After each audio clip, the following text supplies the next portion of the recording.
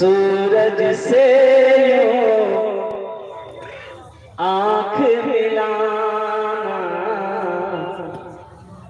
مشکل کیا ناممکن ہے۔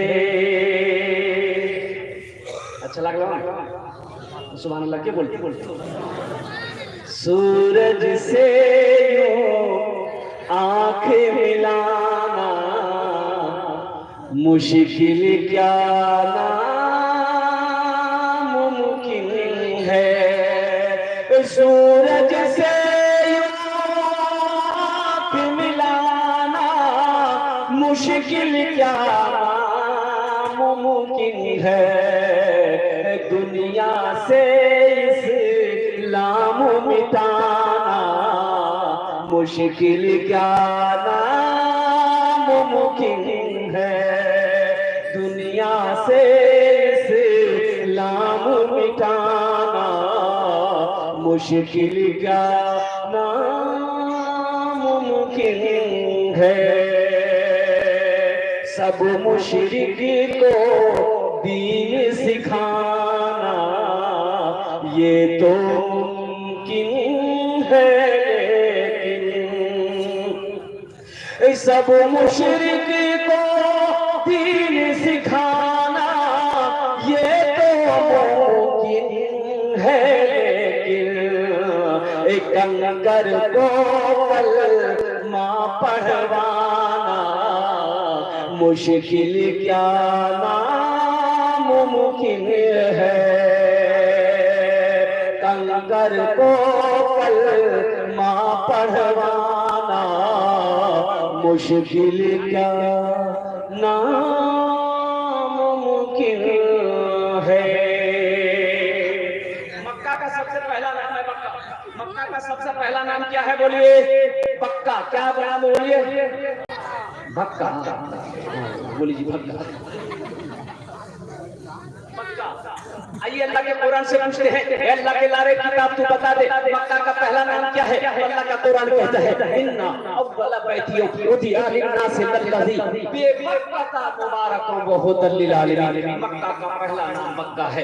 حضرت آدم علیہ السلام جنت سے تشریف لائے، اللہ نے حکم دیا میرے آدم میرے گھر کی تعمیر کرو، میرے گھر کی بنیاد رکھو۔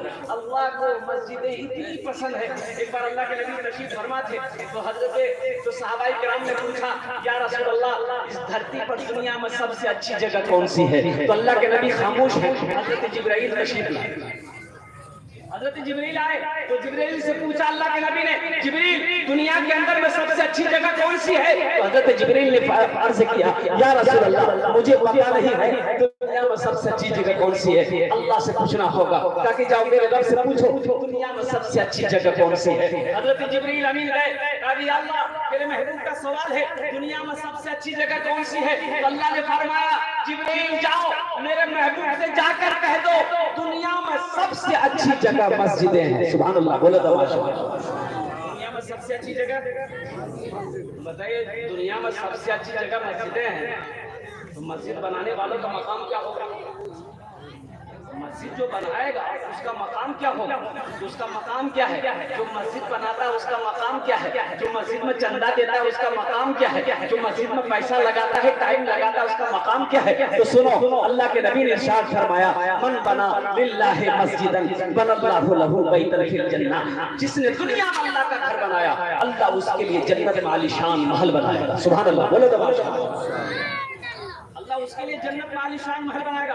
اے بیٹا اے بابو